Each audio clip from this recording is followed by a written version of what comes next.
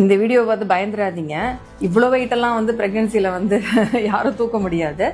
But ஜென்ரலாக நம்ம என்னென்ன வெயிட்டு நார்மலாக நம்ம வீட்டுகளில் தூக்கிறதுக்கு ஒரு வாய்ப்பு இருக்கும். பார்த்தீங்கன்னா மெயினாக வந்து நம்ம தண்ணி குடம், இல்லைனா தண்ணி பாட்டில், அப்புறம் சிலிண்டர், குக்கர், கிரைண்டர் குழவி, இதெல்லாம் வந்து தூக்கிறதுக்கு வாய்ப்பு இருக்கும்.